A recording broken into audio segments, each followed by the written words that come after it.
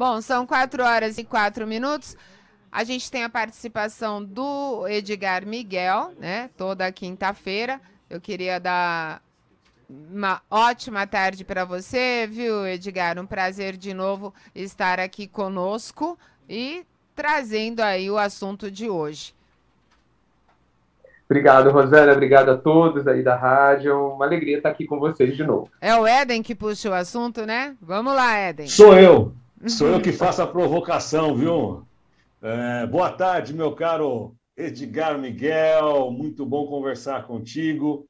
A frase que eu vou trazer hoje, eu não o localizei no nosso chat, mas foi ele que pediu para mim, tempos atrás, o Ronaldo na cozinha, está sempre participando conosco. Não o localizei no chat e ele mandou uma frase há algumas semanas, mas a gente não conseguiu encaixar porque eu precisava de uma situação ou de um fato que fosse chamar a atenção para esta frase do Ronaldo. E acabou que essa semana eu vou trazer o contexto para depois trazer a frase do Ronaldo. Esta semana ocorreram dois incidentes, né, relativos à questão do nazismo no Brasil. Um youtuber que acabou defendendo, num programa do YouTube, acabou defendendo a volta, a criação e a existência do Partido Nazista aqui no Brasil. E também depois o comentarista aqui da Rádio Jovem Pan também, teve manifestações, inclusive de ouvintes aqui, fez um gesto no final do programa e aí a emissora entendeu que aquele gesto era condizente com o nazismo e acabou não participando mais da emissora. Então foram dois fatos ligados ao nazismo, e que a frase do Ronaldo encaixa hoje, neste contexto que nós passamos essa semana de assustar, né, com relação a algumas manifestações. A frase do Ronaldo é a seguinte, Edgar: recanto obscuro de uma existência. Ele falou assim, Éden, pensa nessa frase, recanto obscuro de uma existência, para a pauta de quinta-feira. Acho que é o que todos estamos vivendo, mesmo que inconscientemente. E às vezes algumas coisas obscuras aparecem e vêm à tona de novo e vem à luz, né? Muito obrigado, Edgar. Boa tarde. Boa tarde, Éden. Realmente, suas provocações são muito estimulantes, né? Fazem pensar a semana inteira, inclusive, depois que você as faz. É uma frase, como a gente comentou, precisa de pensar bem para decodificá-la, né? A questão do obscuro, né, recanto obscuro de uma existência, eu acho que tudo que é obscuro é aquilo que não é nítido, aquilo que não está claro, aquilo que temos dúvida. E eu penso que, principalmente quando a gente fala de existência humana, da minha existência, da existência de cada pessoa, eu vejo que a gente toma muitos caminhos que trazem consequências dolorosas para nós quando a gente não tem nitidez, portanto, quando está obscuro, o porquê que nós estamos aqui. O propósito de viver. Porque, diferentemente dos animais, que têm somente dois propósitos, alimentação e reprodução.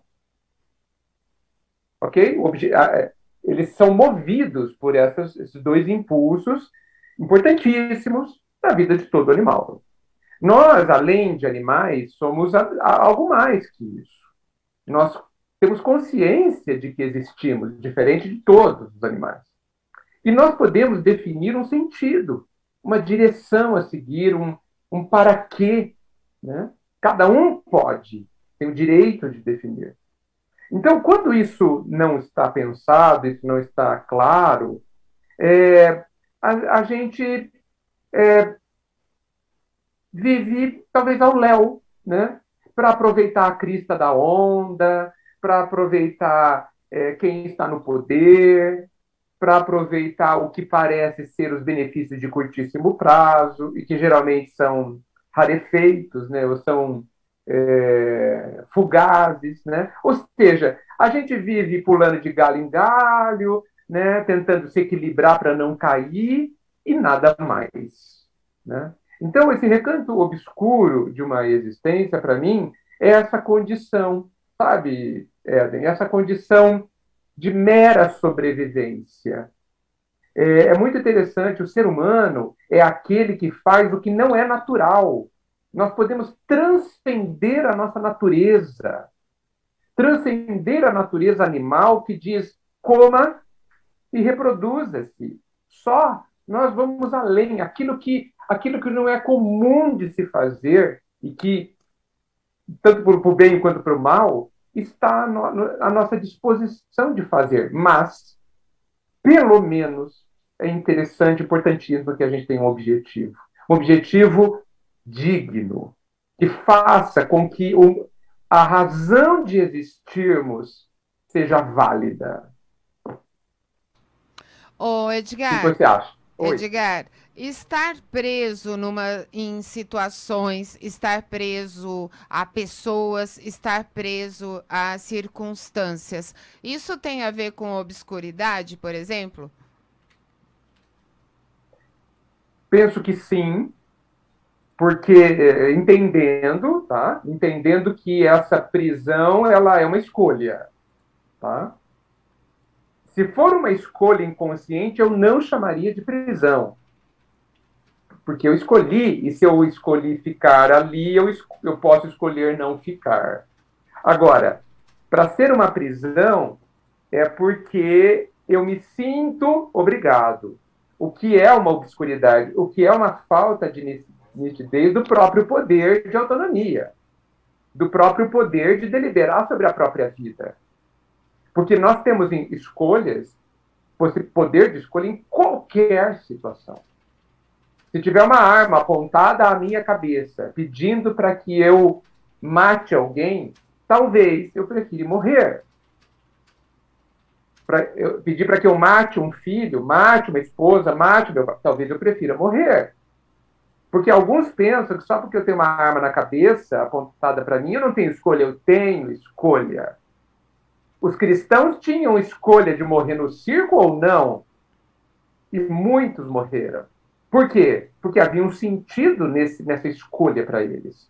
Tanto que morreram sorrindo e cantando. Né? Então, e morreram felizes, isso é muito importante se lembrar. Né? Então, essas prisões, então, usando o termo correto, é quando a gente pensa que não tem essa autonomia e se vê enredado, se vê preso, né? Por uma dependência que sempre parte de nós mesmos. Nunca tem a ver de fora para dentro.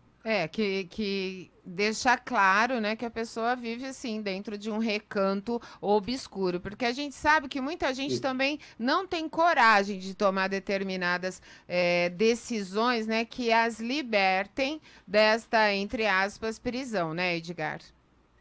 Sim, Rosana. Muitos de nós não temos coragem, talvez todos nós, em algum momento da vida, não temos coragem de sair das nossas gaiolas de ouro.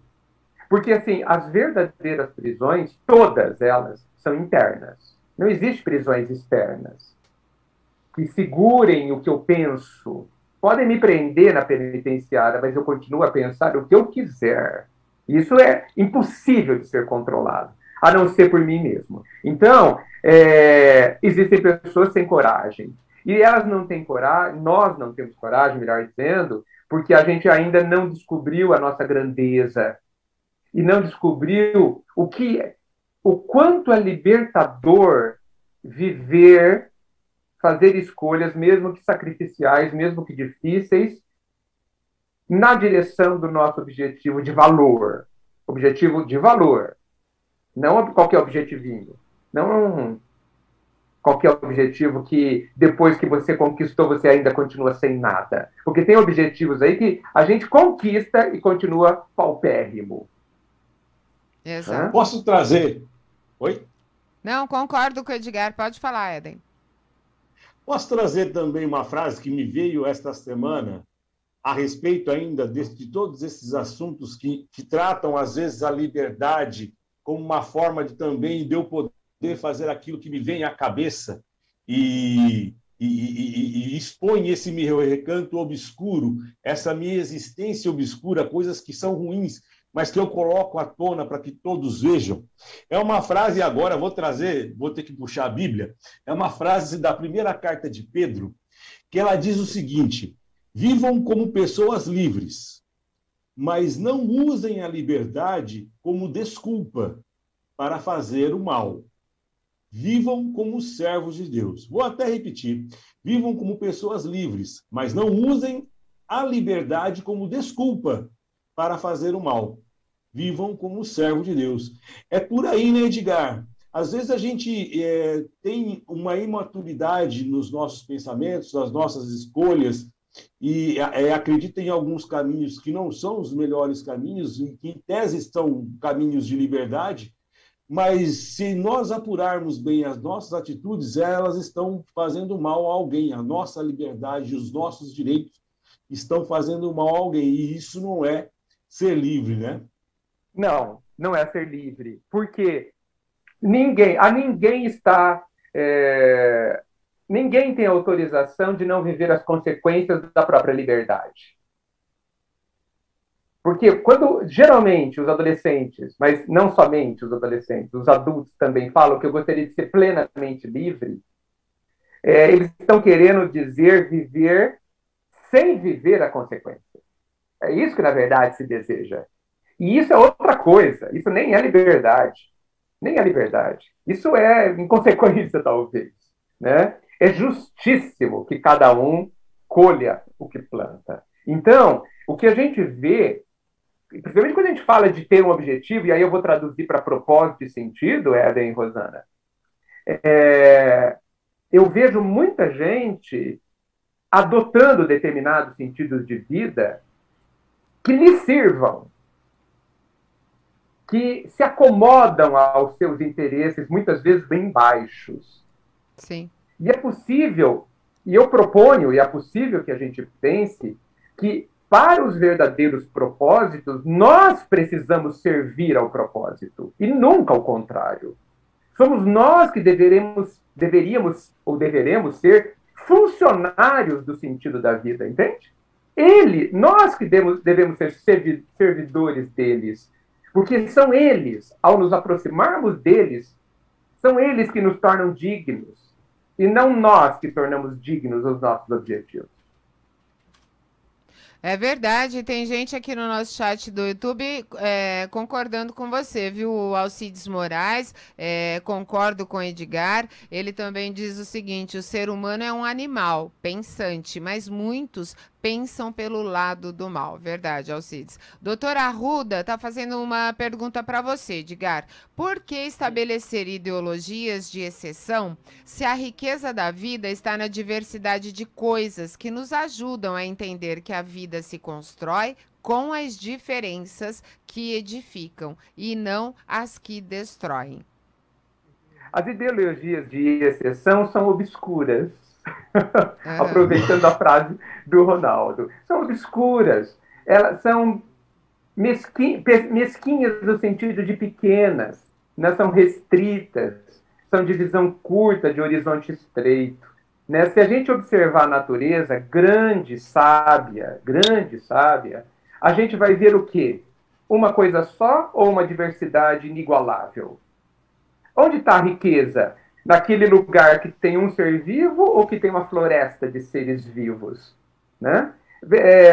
Tá aí o vírus para nos dizer que quando ele quer dominar sozinho, ele mata. Né? É verdade. E quando ele deixa que muitos vivam, todos sobrevivem, todos vivem. Né? E isso vale pensar, porque já foi dito que o homem é como o vírus dentro da natureza. Chegamos e dizimamos tudo até ficar terra arrasada. Talvez a gente não haja tão diferente do que o vírus da Covid. É verdade, Edgar, e mostra, o vírus da Covid mostrou também o quanto, né, todos nós somos pequenos perto de um vírus milimétrico, né, que parou o mundo, que devastou o mundo, que levou vidas, enfim. Eu entendo por aí essa questão da pequenez, da nossa pequenez. Nós somos pequenos na questão desse poderzinho que a gente adora ter. né, que é tão efêmero, tão bobinho. Parece que nós somos aquela criança brincando de caminhãozinho e achando que é dono do mundo. Não é nada mais do que isso. Ainda vamos amadurecer. Porque o verdadeiro poder, tudo indica, a nossa grandeza está em a gente adquirir um outro poder, que é o domínio sobre nós mesmos, que é vivermos com dignidade, né, usando os grandes valores que enaltecem aquelas pessoas da nossa história, que mesmo sem terem escrito uma única linha, permanecem séculos até hoje, como, por exemplo, Sócrates, como, por exemplo, Jesus, como, por exemplo, muitos outros. Eu acho que o Gandhi também não escreveu nada, né, Eden? Então, né? E a gente querendo fazer história que vai durar apenas 10 anos e passaremos, nada mais. É muito triste ver que nós podemos voar, Rosana e Eden, e estamos apenas nos contentando em rastejar. Muito bom. Nossa, falou tudo, né, Eden? Agora eu fiquei... Não tem mais o que dizer. Não, não tem. Agora fechou, passou a régua, né? Que a gente pode voar e apenas rastejamos. Agora você acabou com a gente, Edgar. Tomara que isso tire o sono de muitos de nós. É verdade. É um bom motivo. É um bom motivo para ter insônia. Não, é um bom motivo para a gente, se tirar o sono, para a gente refletir, né? Tirando ou não o sono, a gente deve refletir sobre isso. E eu espero de coração, viu, Edgar, que a gente possa sair desse recanto obscuro, viver mais dentro da nitidez, da clareza, da verdade, da limpeza, né? Limpeza de alma. Sim. Isso vale, você sabe para quem, né, Eden? Inclusive para os nossos políticos. Principalmente. Isso vai acontecer, viu, Rosana? Eu sou uma pessoa eternamente otimista. Muitas lágrimas ainda cairão, penso eu. Mas nós conseguiremos deixar a nossa grandeza vir à tona. Tenho certeza disso.